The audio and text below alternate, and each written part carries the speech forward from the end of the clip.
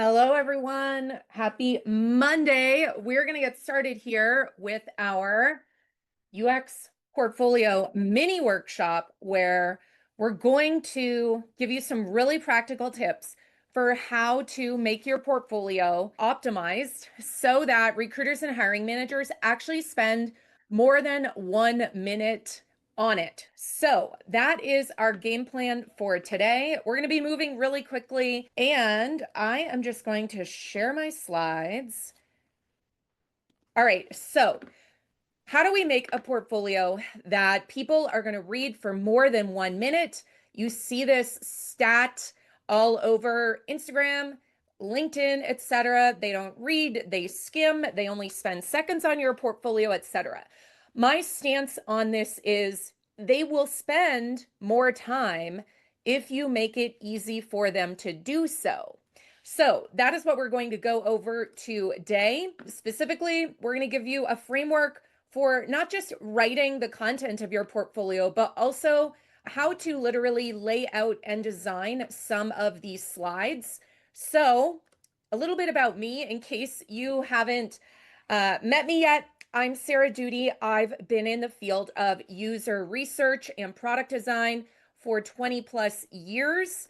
I'm also the host of the Career Strategy podcast and the founder and CEO of Career Strategy Lab. So one of the things I want to do just to kind of like set the stage here. So I'm guessing you're here because you want to improve your portfolio, right? And why do you want to do that? You probably want to be in a position to either get hired right now because you're in a job search right now. Maybe you're happily employed and you want to position yourself to stay at that company and get promoted. Or maybe you're happily employed and you're like, doing this now is going to be a lot easier than if I'm laid off, right? And so, in order to get hired or promoted, there's really three things that you need to have in place. We're not going to go into all of these today, but you need a design strategy, a marketing strategy, and a sales strategy for getting hired or getting promoted. And so, today, we're going to go over this part here, creating the portfolio, which was one of the three things that we need to be doing in our marketing strategy for us. All right, so let's dive into this portfolio strategy. So your portfolio is probably being ignored right now because you are not designing for the users of your portfolio. And when I say designing, I mean both designing the content and the layout of your portfolio. So let's briefly talk about the users of your portfolio. I will also send you an article I wrote that goes into more detail about the multiple users of your portfolio. And of course, my little icons didn't translate when I exported, but who are the three users? Well, let's think about the hiring process, right? So you apply for a role over here. Someone, likely the recruiter or HR person, is vetting you, right? So that's one of the users, that person who's doing the initial vetting. Then you get into the interview process, right? That is where the hiring manager and or your future colleagues, peers, etc., like people that also might be interviewing you, people who are a part of like a panel interview or something like that, right? So these are really the three users: the recruiter slash hiring manager, or the recruiter slash HR person, the hiring manager, and then your future colleagues and peers. Those are the three users. Now let's think about some of the traits of these people. And we don't have time to go into like a deep dive to all of them, but we know they are busy vetting a high number of candidates, right? You see the jobs that are posted, there's 50, 100, 200, 300 applicants, right? So they're dealing with a large number of people, right? As a result of the high number of people applying, they don't have a lot of time, right? And what do they want to see? This third one, this is really important.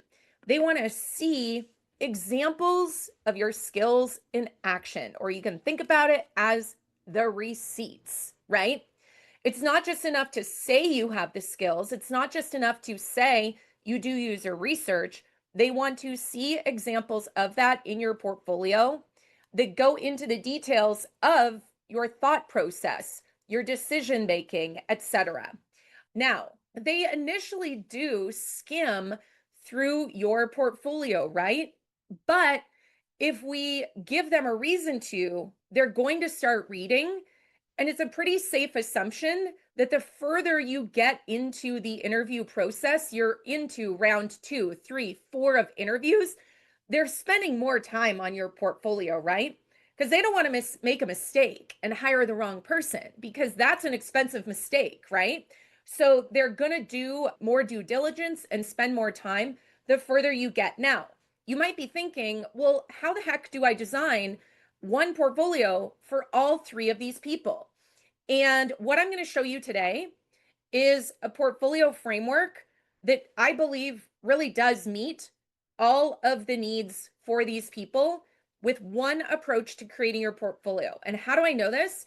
It's because I've been teaching this framework since 2017 and helping people get hired despite the job market with this exact strategy. So, how are we going to meet the needs of all these people without creating the separate portfolio for them? We're going to use something from journalism. Maybe you've heard of this before, but in journalism, there's this framework called the inverted pyramid. And it goes like this. At the top of a story in journalism, there's always something called the lead, which really is like, what's the most important information? And then there's the body of this story, like the details, background, etc. And then we get into the tail. That could be additional background, also like extra facts, information, etc. So let's look at a real example, because if you're like me, you learn better with exact examples. So the inverted pyramid framework in action in journalism. And then I'm going to show you how this tracks to your portfolio. So Taylor Swift has been in the news recently, and just conveniently, I already had this example teed up for this. But let's look at this real news article from when Taylor and Travis first started dating. And let's look at where we see the lead, the body, and the tail from our inverted pyramid show up in this article. So where is the lead? Well, it's right here. Will Taylor Swift return as Chiefs cheerleader for 2024-2025 season? Okay, you can kind of think of the lead like as the title or the headline. It's like, if someone only reads this thing, they're kind of in the know, right? They have the gist of what the rest of that story is going to be talking about, right? Now, we move into the body. Obviously, it's the bulk of the article, right? And we can think of this as kind of supporting information that goes into the detail of, will Taylor Swift return as Chiefs cheerleader for 2024-25 season, right? So it's kind of building a case as to why Taylor might be at more Chiefs games. If you read it, it goes into details of her attendance at the previous season. It goes into examples of how she and Travis go to great lengths to be there for each other at, her concerts and his games, etc. Then the tail, that's where you're kind of like geeking out. Like, you're a Swiftie and you're going into all the extra details about their relationship and the evolution of their relationship, and examples of like public expression about the seriousness of their relationship and all of these details. Now, if you don't read the tail, you're still going to have a ton of information from this body. And even if you only read the lead, you still kind of know what's happening in the zeitgeist, right? Will Taylor Swift return as Chiefs cheerleader for 2024-2025 season? Every single news article, every interview you see on the news, every podcast, even like news podcasts, they all get your attention with the lead. Then if they get your attention, you're going to listen to that supporting information in the body. And if you stick around long enough, you're going to get the tail, that background information where you can really nerd out on whatever topic is being discussed. Now, this is a tried and true storytelling framework that really is going to help you with your portfolio also, because we know portfolios are about storytelling, right? You see all day long on LinkedIn, etc., people saying, tell a story, and they give kind of vague advice as how to do that in your portfolio. This is super practical, and it's going to help solve your content problem and your design problem when it comes to your portfolio. So let's look at an example. For the purposes of this, I'm going to work from an example of a portfolio that is a presentation. I have other podcast episodes and articles about why I think a presentation is the best structure for your portfolio. You can dive into that later, but for now, that's why we're looking at a presentation slide here. So one thing I want to point out too is that the layout you're seeing on this slide, it is not meant to be an exact cookie cutter prescription saying like every slide in your portfolio must have this large text at the top and then 2 columns. That is not what we're talking about. But I am going to point out some of the elements that should be on every slide. So let's go back to our portfolio pyramid framework, right? So the lead. On this slide, we have the lead, which is the most important information, which is really the headline. So how do you make the lead or the headline stand out? You put it in a larger font, right? Because we know when something is a larger font or larger physical size, it stands out in the hierarchy of information, in this case, on the portfolio slide. And when something stands out in a hierarchy, our eye goes to it and we are more likely to read it, right? Just like whoever designed this article detail page for NBC News, they want you to read, will Taylor Swift return, blah, blah, blah. Therefore, they made it a larger font size, right? That's hierarchy. Sorry if you already knew that, but based on all the portfolios I see, a lot of people don't get that. So headline is our lead, the most important, and we make it stand out by making it a larger font size. That's going to hopefully get their attention so that they actually start to read some of the rest of the information on the slide. Next, the body. So the body information on your slide, similar to that article, is really meant to support whatever that headline was. So if this headline was about doing user research interviews, the body information might go into, well, why did you decide user research was the right research method? Why didn't you do a survey versus research? Why did you decide to do in-person research versus virtual research? Why did you decide to use this certain software, et cetera, right? So you're supporting whatever that headline is. And then we go into extra information where there might be more details about that research that you did, etc. If someone doesn't read this background information though, they still know a ton about the research you did and why you did it just from the headline, the lead, and the body information. This is also how we satisfy the 3 users of our portfolio, right? Because that busy HR person or recruiter, yes, they're probably just reading this on every slide and glossing over this. But that hiring manager and people who are going to interview you, they hopefully and are more likely to read this stuff if you do a layout like this, where most importantly, we're having a lead or a headline that is drawing them into the rest of the information on the slide. So this only works though if you pay attention to the content and the design of your slides, right? Because if we had a slide that looked like this, it's the same information as what was back here, but where does your eye go?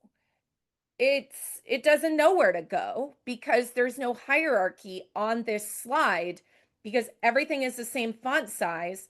And I guess maybe your eye might go to this little graphic over here, but that's kind of useless, right? It's probably not going to catch someone's attention. They're probably going to stay on this slide for like 0.01 seconds and move on because they're just like, this is a bunch of text.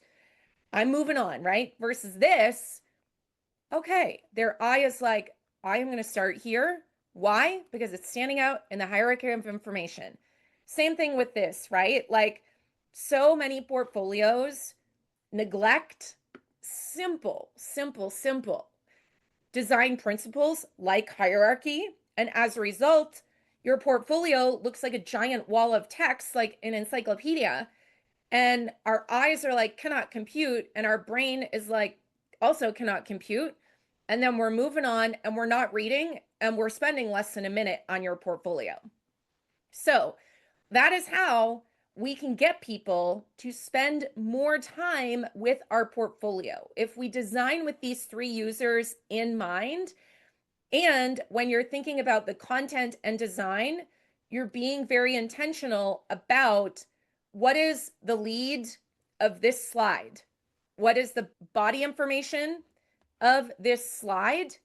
And what is the tail information of this slide? Now, also bonus here, I wasn't going to say this, but it just popped into my brain.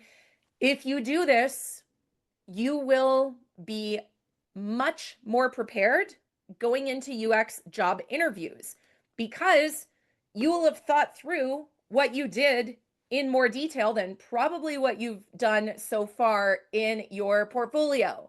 So let's translate this to some really practical things you can do to start to assess your own portfolio and see if you are using this inverted pyramid already, or maybe if you could start using it next time you work on your portfolio. So if you only take one thing away, we need to make sure that every single slide has these three things. Now, this headline though, this is important, the lead. We want to make sure that whatever that lead is, if someone only reads that, literally, if they only read that, what are they learning about you and your skills and experience? Because if you look at your portfolio right now, I guarantee that probably 50% of you who are here, probably more, but let's be conservative. The slide, your portfolio slide, whatever is in a larger font size at the top of it, it is probably something like just one or two words, more like a title. It's probably like user research, wireframes, user flow, personas, things like that. And that's kind of useless, right? It's not telling anyone what you did versus if you make that large font, in your case, the title, right? Because most of you are just saying wireframes, user research, personas, right? If you turn that into more of a sentence, a lead from journalism, that's how you're going to catch people's attention. So, how do we test for the presence of a lead / headline? I interchange those words, so don't be confused. I'm taking the concept of lead from journalism and I am saying, let's write a headline versus a one or two word title for the top of your portfolio slides. So number one, in the chat, let me know. I'm really curious, but number one, looking at your portfolio right now, whether it's a website or a presentation, obviously we can still do this same test together, but does your portfolio use headlines, meaning like true sentences that are at the top of every slide, just like we saw, right? This. Or do you just have one or two word titles? So how many of you already have headlines? Or at the top of your portfolio slides, is it just like user flows, wireframe, personas, research, like one or two word titles essentially, right? Okay, Christina has a generic title, right? And now Christina, like, can you tell the difference between if you do what we just learned versus you keep your one or two word titles? You are instantly going to be doing a better job at storytelling, but also you're making it easier for your user to understand the story of what you did. Now, if your portfolio is a presentation, one of the things that I do that's really easy, and it's the first thing I do when I critique portfolios, I go in, like if I'm in preview, right? Like literally with these slides right now, I could say view contact sheet, and then I can see all the slides in miniature format, right? So if your portfolio is a presentation, do that. And then you're going to see something like this, right? And if I'm critiquing a portfolio, even though these are like the size of a postage stamp right now, I can tell that at least this person has headlines on the slides, right? They're small, but I know they're there, right? Now, it's a different question, the quality of the text in those headlines, but at least we know headlines exist. Then, when I go into each slide, I'm going to pay attention to the literal words in each of those headlines. So that's kind of like part one of the headline test that I would encourage you to do. But let's look at an example of where, if I was critiquing a portfolio, I would be thinking, wow, major red flags.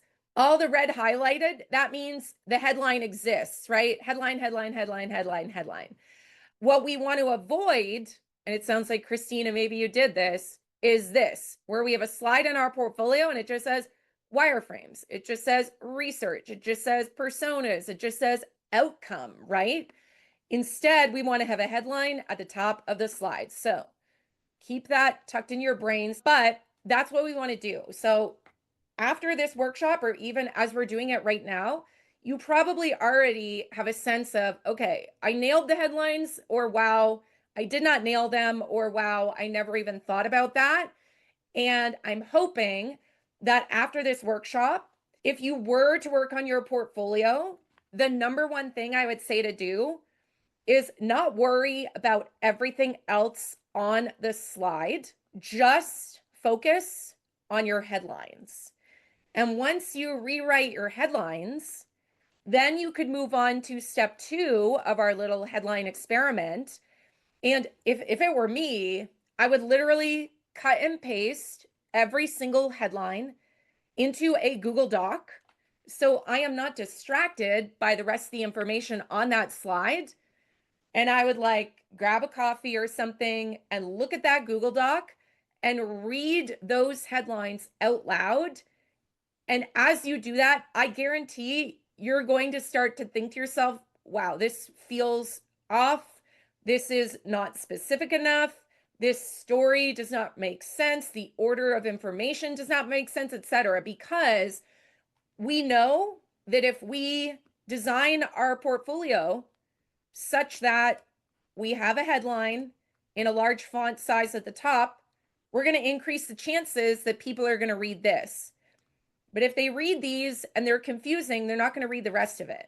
So that's why I'm suggesting let's really prioritize the headlines by putting them in a single Google Doc and reading them literally out loud. This would also be a great test to do with like a friend or a colleague or something, like read your headlines out loud to each other and see if they make sense. But let's see, Tahar said, have a few headlines that are good, but many could use some more detail. Right. And by detail, like you don't just want your headline to say, next, I did user research to understand more about the problem, right? Because that sentence could be in anyone else's portfolio. That is boring. I did user research to understand the user's problems. It's like, well, obviously, that's why you do research. It kind of sounds like an answer to a question in like, what is the purpose of user research if there was like a UX exam, right? So instead, you might say, next, I did 20 in-person interviews with people on our free trial to understand more about why they are not converting to paid users. Wow, what a difference, right? So that is an example of the specifics that you could put in a headline. We're trying to make this manageable, right? Because you probably have a bookmark folder or saved collection on Instagram or LinkedIn or something of like a million portfolio tips. But then when you sit down to work on your portfolio, you're like, well, I still don't know what to do, right? I don't even know which tip to apply first. this is what you should apply first, because it's going to help lock in the story you're telling, and it's going to help inform what else should be on those slides, right? The body and the tail. One thing I will say, not every literal slide will end up with a like tail information, for example. So like this is a framework. It is not like the laws of making your portfolio. So you're all very smart. So use your own kind of critical thinking here. But at minimum, we need a lead or a headline on every single slide. Here's the test. I tell people I coach, but like if you were to tweet out or put it in threads or whatever, each of your headlines in a tweet or a post on threads, after people read that, would they get the gist of what you did? Or would it kind of just sound like a bunch of answers to questions on a UX exam, right? Like, first we identified the problem. Then we did user research to confirm the problem. Then we create some wireframes to visualize the product. You know, like if it reads like that, you did it wrong. But if it reads like my example a few minutes ago, you did it right.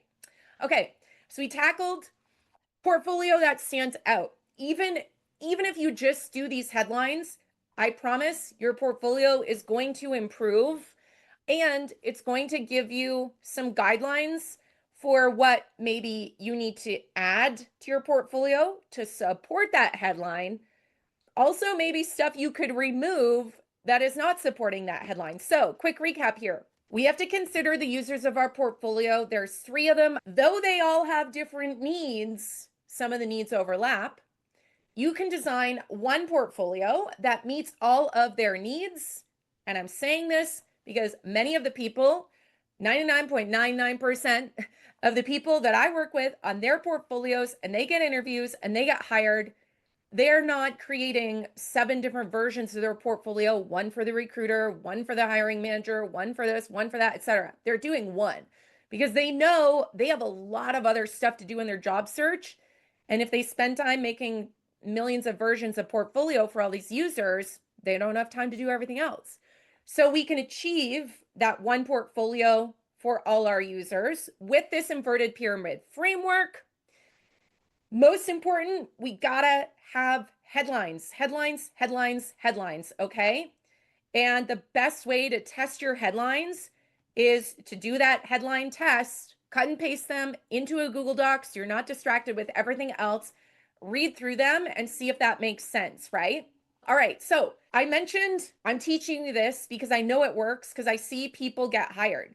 And people get hired, they also have another thing in common. And I know this because even though many of you think the summer is slow and no one's hiring and UX is dead and the economy's tanking and all this stuff, I have still seen people getting hired all summer. More than 3. These are just the 3 I selected, but they got hired at Fidelity, Liberty Mutual, Geico, also JetBlue a couple of days ago, a cannabis startup, an AI fintech startup, etc. So, but what did all these 3 people have in common? Well, more than 3.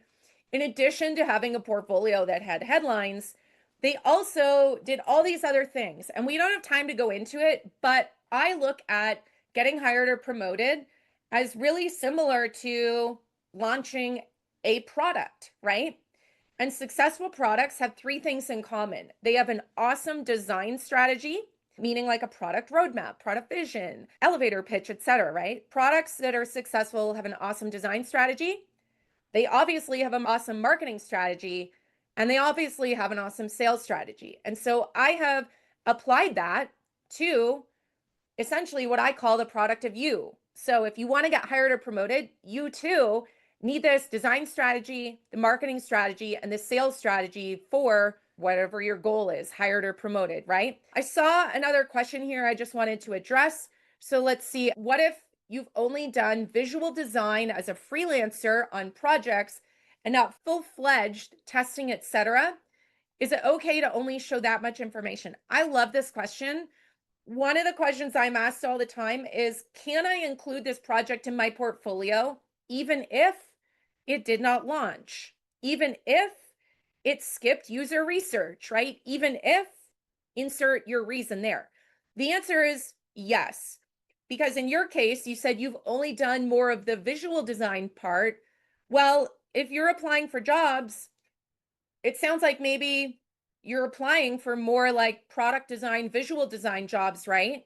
So those job descriptions, they're not going to expect you to be an expert at every other part of user experience, right? So if you worked on a project that skipped research, number one, that is not your fault. That does not mean that the work you did isn't worth showing. That just means that someone in the team or the client said, we don't have time or money to skip research, or we don't need to do research because I think I know what's best, right? We've all heard that before. So, permission to include projects that did not launch or did not tick the box of this kind of proverbial UX process that you're supposed to show in your portfolio, because there is a lot of advice out there that makes you think your portfolio must tick the box of every step in the double diamond process or whatever process is popular right now, right? Not true. If you're a user researcher, your portfolio will probably include projects that don't go into a ton of design, right? Because you're trying to show off your research skills. So that was a long answer. I'm sorry, I get really passionate about this stuff. Okay, Grantley said, I'm using a website for my portfolio. Should I be using a presentation instead? Really? The short answer is, in your job search, you need to think like a product manager. And product managers are always triaging time, effort, and money, right? And so in your job search, if you create a website, that often turns into a lot of time and money that maybe you didn't expect you would need to spend. Number one. Number two, I think ahead in the interview process. And I think, okay, so your website got you some interviews, great. You move along in the interviews and they're like, oh, great. The next interview is going to be where you're going to present something from your portfolio. The question really becomes then, are you going to present right from your website? Or are you going to be like, oh my gosh, I need a rush to make a presentation, right? And I know, because I've seen it for years and years and years, people are able to get interviews and offers with a presentation. Then later, after you're hired, fine, go make a website, make a landing page, whatever. It's great. But in the middle of an active job search, you have so much else to do. That's why I'm really advocating for presentation first and then do whatever you want after you're hired. Yeah. All right. Bye, guys. See ya.